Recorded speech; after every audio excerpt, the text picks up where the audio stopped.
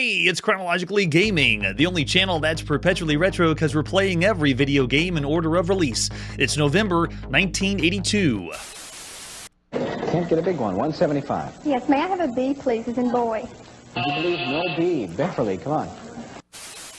And what did you do when you weren't playing video games? Well, you were reading the magazines. Let's check out the very first issue of Electronic Fun with Computers and Games.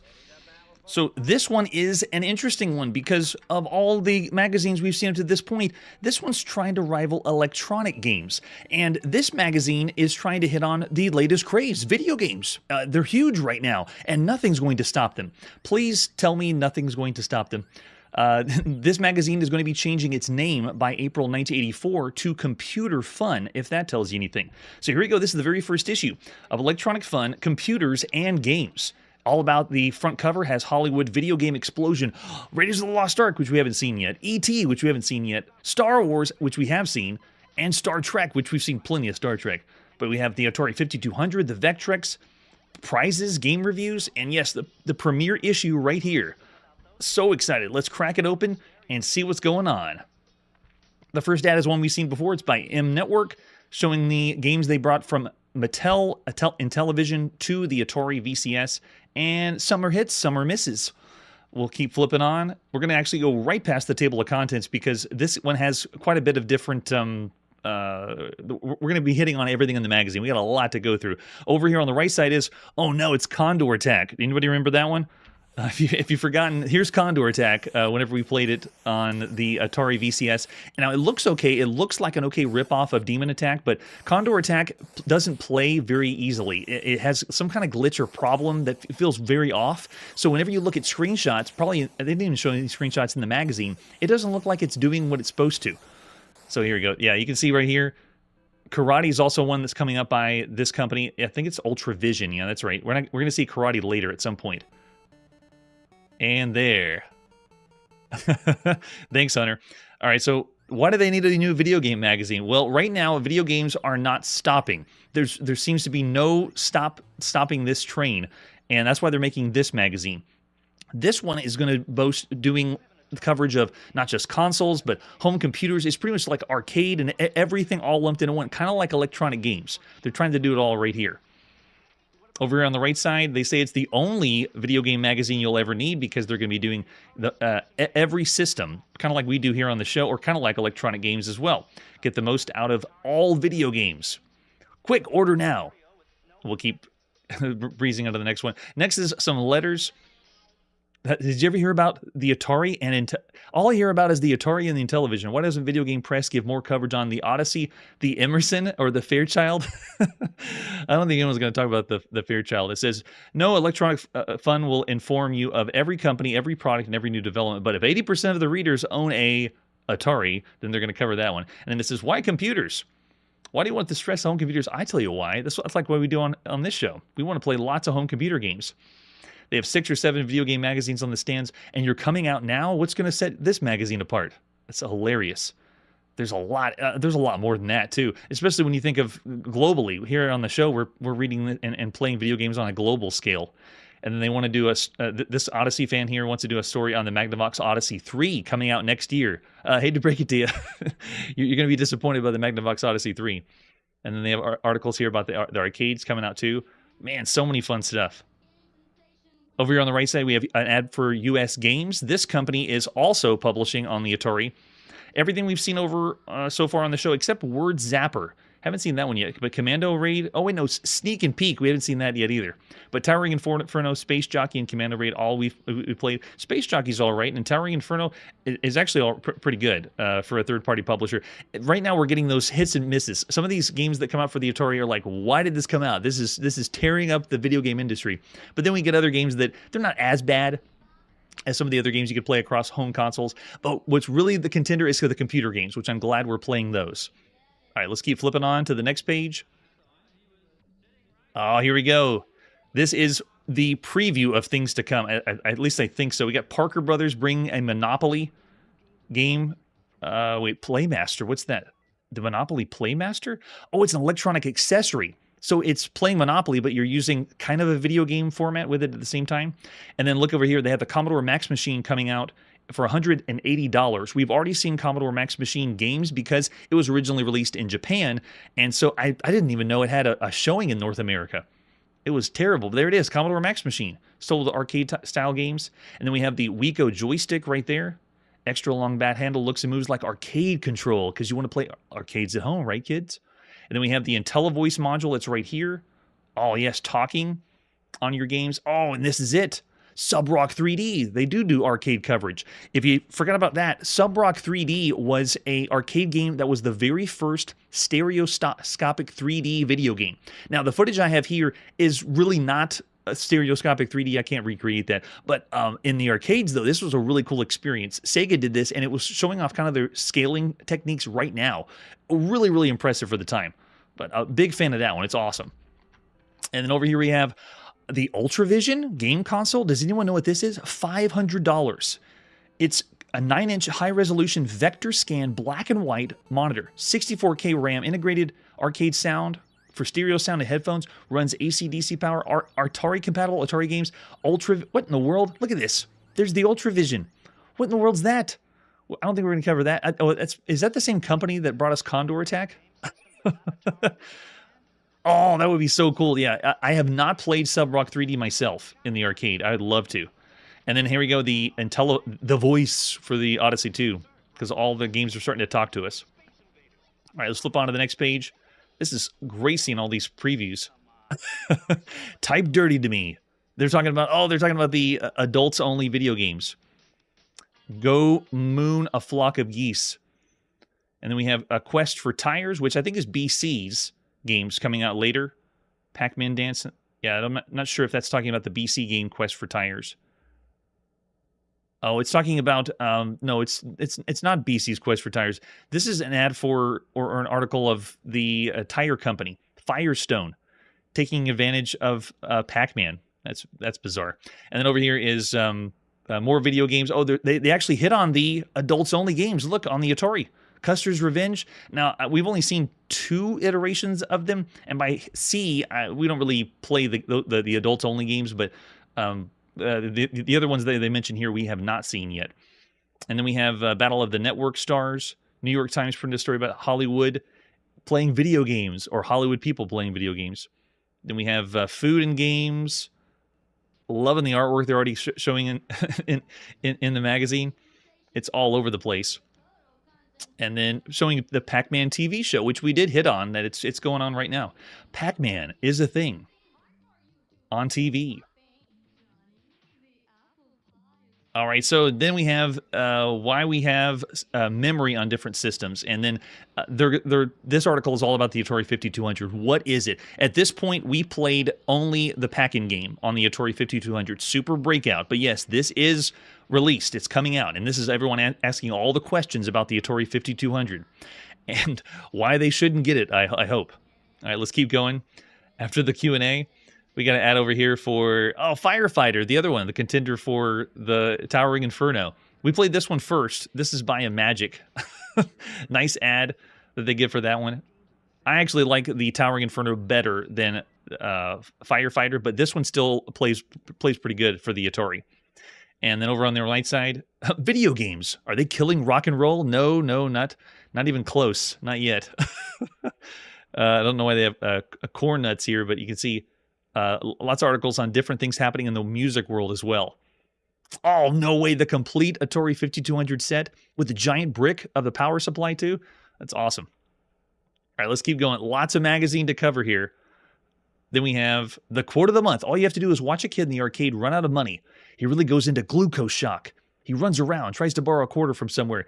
He just has to have a new fix, like it's some kind of drug that kids have in the arcade. Over here, we got the top 10 home and arcade. Look at this. At home, number 1, and I am with them, Donkey Kong on Coleco. Number 2, Defender on Atari. Chopper Command, number 3 by Activision. I'm surprised to see that one. Star Master by Activision, number 4, definitely. Then there's Empire Strikes Back. Number 5, Yar's Revenge, still holding number 6. Very good. Super Breakout, I don't think that's the Atari 5200. I think it's just, on the Atari 2600. Pac-Man on Atari, still number 8, maybe by sales. Space Hawk on the Intellivision. I don't know why that one's number 9. Barnstorming, okay, that's very interesting. But look at the arcade. Tron, number 1. Yes, I'm totally with you there. Miss Pac-Man's number 2. And this is their rating, by the way. We got Zaxxon at number 3. That should be higher. Turbo, by Gremlin, Kangaroo, then Robotron, 2084, Dig Dug, Galaga, Pac-Man, and Donkey Kong. Wow. Donkey Kong's number 10. He got beat out by Tron, at least on this rating. That's crazy. This is amazing stuff. There's the Zaxxon TV commercial down there in the bottom left. Wow. And then a Magic shipping their 1 millionth cart. Way to go, a Magic. 1 million games that they've done. And that's why it's so many games being pumped out. It's like, it feels like nothing's going to stop right now. And then over here on the far right side, they have Star Wars Empire Strikes Back. That's a really good one. Essentially, it's like kind of like Defender, you know, scrolling left and right on the Atari. And then Intellivision Odyssey slugging it out. Yeah, I know everyone sees the #1 console right now as Atari, but then what's the #2? You had Intellivision and Odyssey 2 fighting it out over it. And then we got Intellivision owners, and then look at all those cartridges for the Intellivision, all coming from Coleco. We've already seen, I think, 3 or 4 so far. And then the Odyssey 3 in 1983. We won't see the Magnavox Odyssey 3, thanks to a certain special event. And then we have, oh, look at that Mindscape Data Age. That's the record that came included with some of the other games. Man, so many good stuff here. And then a video game tournament. Oh, sweet. Let's keep going. This magazine has everything. Over on the right side is an ad for ColecoVision. Very good console right now. Honestly, all the games that have come out for it have been really, really good. Arcade quality. They hit the ground running. They're holding a good fight against Atari. That's for sure. And they have That's true. They have the expansion module, so you can play all your Atari on this anyway. If you want to. Yeah, and then we got a great ad for that one. And this is all about games going Hollywood. And we haven't even seen the biggest brunt yet. I mean, on the show, the only biggest licensed game that we played so far has been Tron. And there is a few every now and then, but most of them, they're not licensed games from Hollywood. But we're about to get the big ones there. That one. Look at that, E.T. holding Star Wars Empire Strikes Back. We did get that one, but we haven't seen E.T. and we haven't seen the bottom right corner here, Indiana Jones, on the Atari yet. It's coming out soon, right around the corner. They did say show Towering Inferno. When we played it on the show, I didn't see a lot of proof that it was based on the movie because they didn't show screenshots. But yeah, it was based on the movie. And here's King Kong. We did see that one. Nice. Kong and Conan the Barbarian. Yeah, that one's going to influence a lot. And there's Star Trek. Check it out. Star Trek 2, Wrath of Khan. Pictures there. Yeah, it's all going to start flooding in licensed games. We got digitized Spock down here in the bottom left. And then Tron, of course. That's been plenty of games that we've seen for that one. Oh, and there's another one we haven't really seen too much of. There's only one game that had James Bond in it, and that was one that was a cassette on the Texas Instruments 99 4A. But we are going to be getting more James Bond titles. All that's coming. Oh, and Alien, the Alien games. We played plenty of games called Alien, but we don't get an actual Alien game yet. Empire Strikes Back is good. Now, this one's an interesting one. Now, this article is for 2 games. The one here on the right is one we've seen on the show. Viper's a really, really cool, fun game. It's essentially like you're playing a Centipede variant, but they change it up. It's very, very well done. However, over here on the left, Frog Attack is gone. It is a missing game, lost game. Most likely, I'm guessing it's Frogger. It's a Frogger variant, but this is nowhere. I don't know where this is. AIM Software has quite a bit of releases that we are going to see on the show, but anyone have a copy of Frog Attack? Because there's another lost video game here on Chronologically Gaming, and that's all we're going to see of it unless someone has a copy. All right, let's keep flipping on. Now we got an article about the brand new 20-year-old Mark Turmel, the newest, hottest video game designer. And there, down at the bottom, is Fast Eddie, one of the games we've seen. This is an article where they're interviewing Mark Turmel about his games, and here's just a few clips of what Fast Eddie was. It's essentially like a platformer similar to Donkey Kong, very simplistic, but we saw this on the Atari home computer, Atari VCS, and then the I believe one of the other home computers too. So it's already out there in a few different places, and it was pretty good. Fairly average for all the games you could play up to this point, but you got to admit platformers are still really new. They got some design documents here. I think, is that Fast Eddie or is that a different one? That looks like a different one. Turmoil, I bet, is what it looks like. Which I don't think we've seen it yet, but here we go. Here's some images. Oh, Beanie Bopper, another really good one. Really cool commercial for that one too. So there, Mark Turmel showing off his work, and then look at this. He's doing so well as a designer. He shows off his sports car. Awesome. Go Mark Go, and we'll be seeing more games developed by him. And the next article, oh my goodness, look at this. The Vectrex. We played the first few launch titles, and we're not done. We're going to play more Vectrex before the end of the year, but this is big. I love the Vectrex. Look at that. It comes with a screen, hand controller / joystick. It's rectangular like it is a gamepad, but it's really not. And then over here, we got a few of the games that we haven't seen Scramble or Ripoff yet or Starhawk yet, but Mindstorm is the one that came with it. We've seen that one. And then Berserk saw that, and Armor Attack. And then Solar Quest. Haven't seen those yet. Star Trek, but all these we'll be seeing, if not by the end of the year, right in the beginning of 1983. And then Clean Sweep, Hyper Chase. This is a great article all about the Vectrex. So much fun. Still the only console with vector-based graphics, unless the Ultravision, was that vaporware? I want to know if that's real. Is the Ultravision for real? And then they talk about Scramble.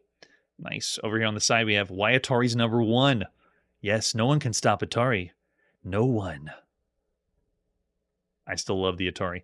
And then over right on the other side of the page is the Vectrex trying to compete with him.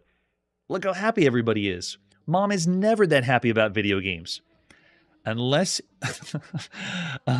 unless she's not buying them. Introducing the system chosen 2 over 1. Yeah, because it's the most unique. It really is. Mom still would not be excited. And over here we got the $200 question, which game system is right for you? And it's basically true-false questions. Cool idea, though, because right now we're getting saturated with different consoles. And so all those consoles, consumers don't really know what to buy, and that's part of why we had the video game crash. So many things happening that are wrong on this one. All right, so let's flip on to the next one, and we have all the answers. If the answers were true for graphics, then you want to go with the Intellivision, Vectrex, ColecoVision, or the Atari 5200 are right for you. The best, highest resolution graphics. Imagine that. Imagine right now the best, highest resolution graphics are coming from those consoles. So funny. They don't talk about computers, I guess. And then they also talk about... so this is great. Answers for all the questions. You can get the console that's right for you. And then we have some pictures of what's out right now. The Atari VCS or 2600. The Intellivision with the IntelliVoice. There's the Astrocade or Astro Arcade is what we originally saw it as the Bally Astrocade, but now it's the Videocade. There's the Odyssey 2, and there's the... Is that... Wait, Intellivision? Is it 2 Intel? Oh, it's the ColecoVision. That's at the top there. That's what's hot and cool right now. Next article is about Pac-Man. Is this an interview with Pac-Man? Oh, no, it's the guy who does the voice, I guess, of Pac-Man. Yes, that's right, because he had to do the voice of the cartoon. Too cool. And Pac-Man fever is still going strong right now. Love it. Thanks, Pac-Man. So they do an interview with him. Yeah, magazine, this was already shaping up to be a really, really nice one. I would have loved this. Now, on the right side, hey, we've seen this ad when we played all these games by Data Age. There they are down at the bottom. Warp Lock, Airlock, Encountered L5, Snake and Bugs, all of them. We've played them all here on Chronologically Gaming. And they came with the Mindscape record. That's what they show here. Love it. Yeah, don't you love the artwork? These magazines are so good. And there it is. Electronic fun with computers and games on sale right now. Over here on the handheld side, we got Donkey Kong as a handheld. At least the Coleco Donkey Kong. We haven't seen that one yet on the show. It's got to be close, though. And then down here on the bottom right, we have seen Dungeons & Dragons by Mattel. Starhawk we didn't see, so this might be the only place you're going to be seeing it. That's cool. Was that the only handheld section we have? And then we have the IntelliVoice. The Intellivision does not have a module like the ColecoVision does, where you can play games on the Atari on your Intellivision.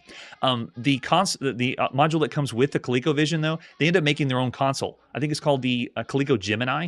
And that one's going to be released at some time near the end of the year. Now, here on the show, if we don't get any new games, we're not going to showcase the new console. But I might show a commercial of the Gemini, because it's a very rare case where they got a whole system.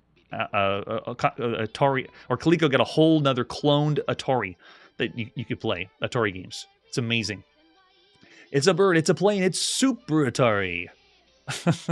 And that's right. It's the Atari 5200. The sleek and modern console. Yeah, they're trying to sell it. Hasn't bought it for me yet. But we've only played Super Breakout. Man, this should have been released way earlier. And there it is, Pac-Man. Oh, all the games we're going to be seeing pretty soon. There's Missile Command. Man, it's so tricky to pin down when these actually came out, too, because for the launch titles, some sources say that Missile Command did come out, but then some sources say that it didn't come out right at launch. I know Pac-Man for sure and Space Invaders for sure, and there you can see Real Sports Soccer. It's still iffy on that one. We'll have to see whenever as time goes on. Pac-Man's coming again on the Atari 5200. Hey, there it is, Super Breakout. Looks basically the same as it did on the Atari home computer. And then they talk about the controllers and then the future of the 5200. I know the future of the 5200. Right here, everything's looking up. Everything's so promising. It's so light and cheery. I wish it would stay that way, but we all know it's not. And then over here on the right, we got an ad for Coconuts by Telesis. Not very good on the gameplay department. Really impressive, though, how large your character is on the screen, dodging those coconuts.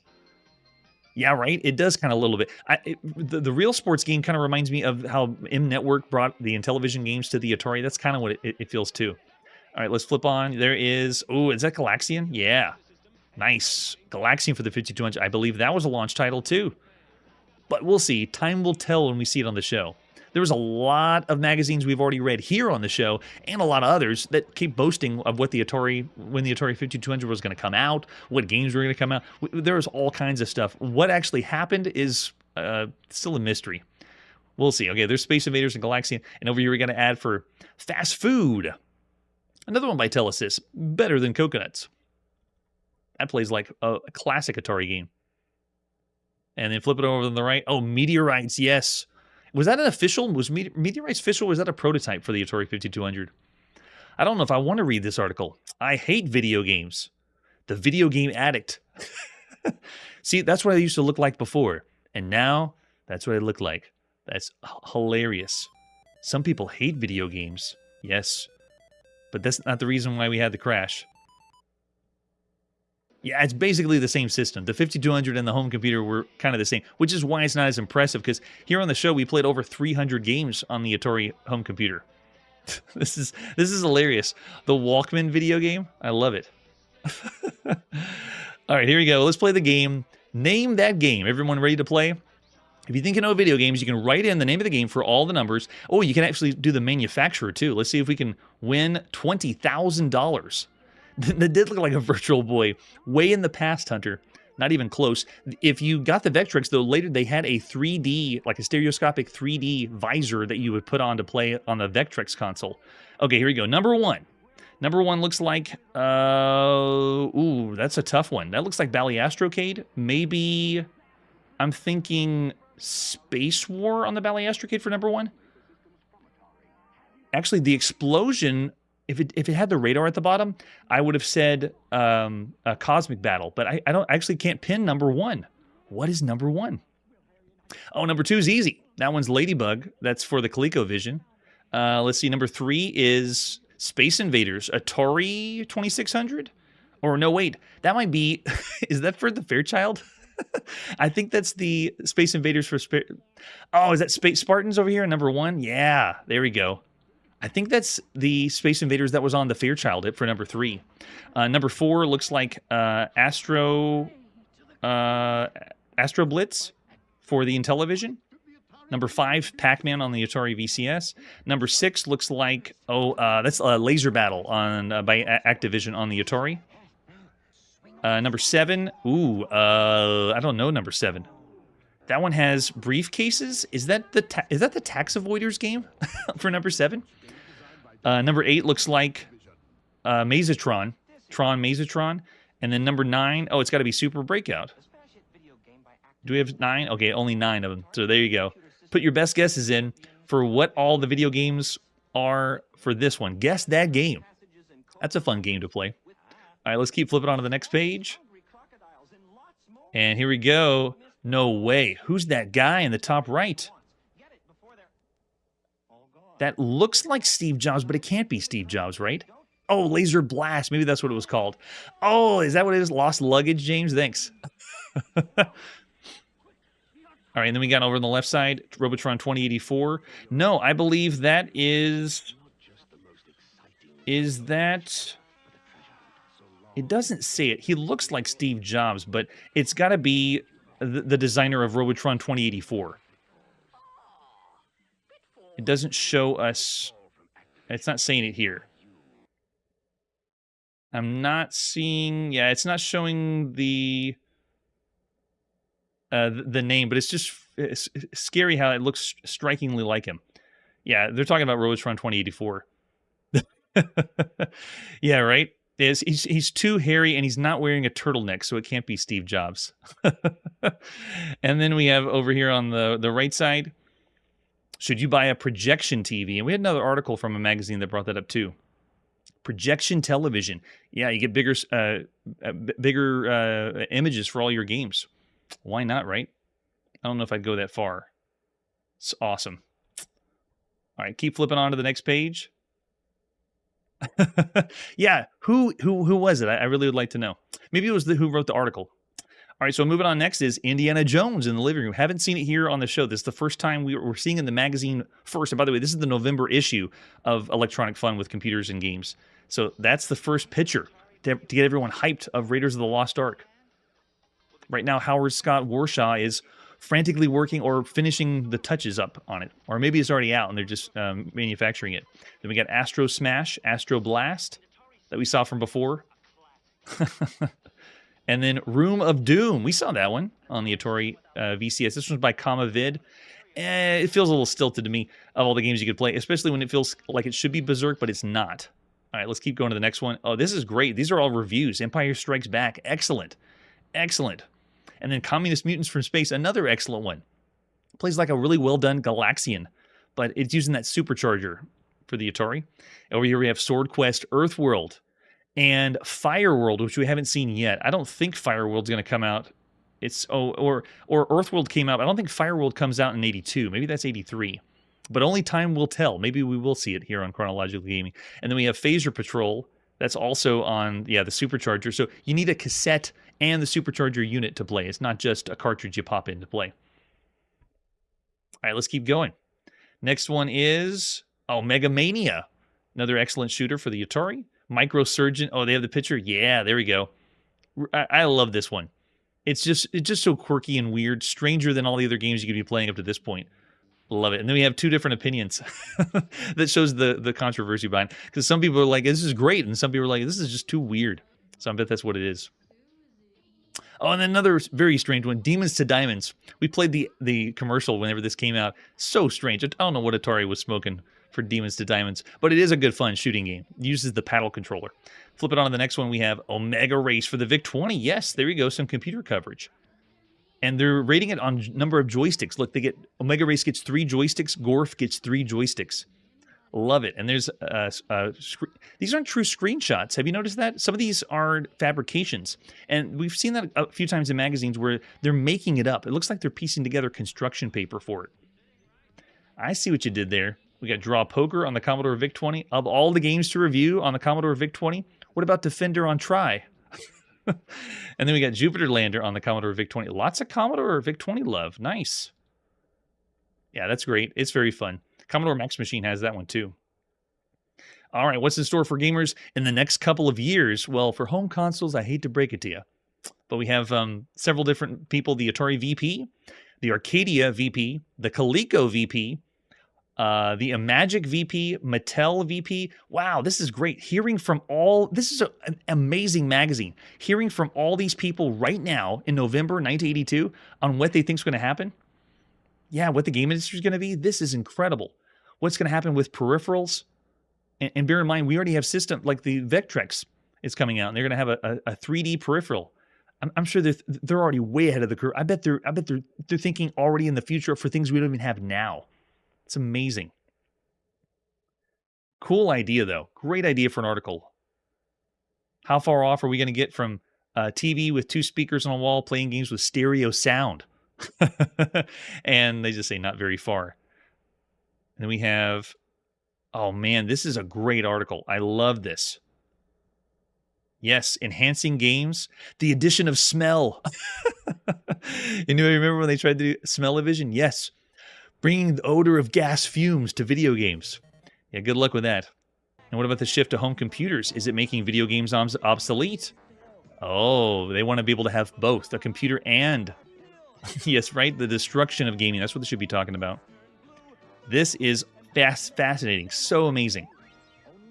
And then this one about games and communication being the link.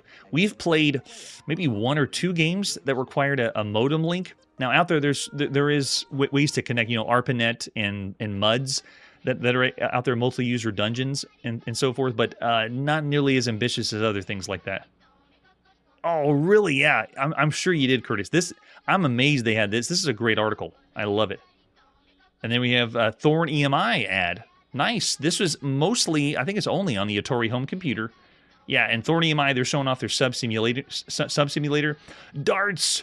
Some of the best music we first ever heard for any video game happened to be on Darts. Oh, yeah, this is great. Yeah, Thorn EMI is bringing out some great games. Go, Thorn EMI, go. Over here, we got a buyer's guide, 1982 microcomputer guide. What have they got over here? Texas Instruments 994A. There's the Atari 800. We got the TRS-80 color computer, Commodore VIC-20, and Apple IIe, I believe is... Yeah, Apple IIe there. Yeah, they don't say the E, but I know that one's out already. Yeah, Radio Shack. Sweet. Yes, what's the buyer's guide? No way, they got us a grid and a rubric. Oh, look at this. It's showing all of the information about the computers. This is so cool. And then the Commodore Max machine. I actually didn't know it had a presence in North America, and I'm amazed they're showing it here. And here on the show, we're playing all video games across the whole world. So this is not even including all the games that you can play in Japan. This is the buyer's guide for North America. Look at this. And it's showing what the optional peripherals are. Wow, this is so cool. What languages it has. Look at the TRS-80 Model 1, 2, and 3. It's got the most programming language. No, wait, maybe Texas Instruments does. That's amazing. Nice. And price points, too. Great, great read. This is so good. Oh, and then the computers and consoles that have speech capability or talking, synthesized voice speech recognition.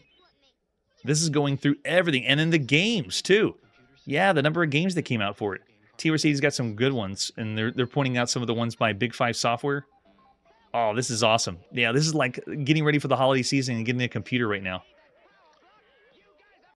Yeah, the computer world's going to take over. Yeah, and the Big N. I'm so excited for the Big N. Well, next year we're going to have the Big F for the Famicom. All right, so here you go. The TS-1000. Timex Sinclair? Yeah, they're talking about the $100 computer. That's so funny. Yes, and then rating the $100, the cheapest computer, but it's essentially like a beefed-up calculator. And we played games on that one, too. Etch-a-Sketch screen. This is so cool. Look at this. Way to go. Yes, electronic fun with computers and games. And then we have over here on the right, more information. Oh, yeah, and then I'm bringing up the ZX81. Yeah, making it so it's not a toy. And then we have some people writing in, Dear President Reagan, don't worry about a nuclear attack by the Russians. We've tapped into the computers at the nuclear arsenals in all the civilized countries in the world, and the United States too. Don't laugh. Me and Richie are in control. Oh, these are fun. These are a fun read. And there he is. Ad for electronic fun with computers and games. And then the reader program of the month. Send us a game program. Yes. Notice that this magazine did not have any type-in programs. This is the magazine that's made for the layman, the normal people that are just gamers. But majority of magazines you could play or read right now are the ones that are going to have code that you type in. Here in the show, we've typed in and played about 85 games. And so give us more games to type in. What do they give us? Look at this. They do have a type-in game. What? It's a basic one, right? Yeah, look at that. Danger Down Deep by David Thomas. Wow. They got that one. Now, I don't think we saw Danger Down Deep. I don't know if we could play it or if anyone has typed this one in. Is it any good? We try to only show some of the best type-in games instead of all of them. And then these are articles continued from what we had seen before. More of the buyer's guide. Oh, the Commodore VIC-20 Max machine are here in the back. ColecoVision conversion module. Got to have those. So cool. And then over here, we're going to add for Amador coming home on the Atari VCS first. And that's what it is here. Yeah, that's where we have it here. Oh, wait, did they have the Commodore 64 in that buyer's guide? Where was the Commodore 64 in it? It doesn't have it here. It's only the Commodore VIC-20 and the Max machine because it's that new. We've already played several games on the Commodore 64. It must not be as mainstream. VIC-20 is still #1. And then near the end of the magazine, we got an ad for Mega Mania, a Space Nightmare. Pretty good shooter. Yeah, right. And that's it. That's the end. All right, so that's where we got to put our video game reading on pause. Lots more video games to come and lots more games to play as we continue our quest playing and reading everything about video games here in November 1982. This magazine really gets me hyped up. It's like getting excited for the holiday season. It has everything I would want to experience or see in video games. Really, really fun. Next time on Chronologically Gaming, we're going to exterminate on the TRS-80, escape from Colditz on the ZX Spectrum, design a face, and go to a fantastic voyage on the Atari home computer. That's it for today, and like I always say, video game journalism was the best in magazines. Hey everybody, thanks for checking out the channel and joining me on my quest to play every single video game in order of release. We'll be streaming live every weekday at 9 p.m. Central, so join us and let us know if we missed any games along the way.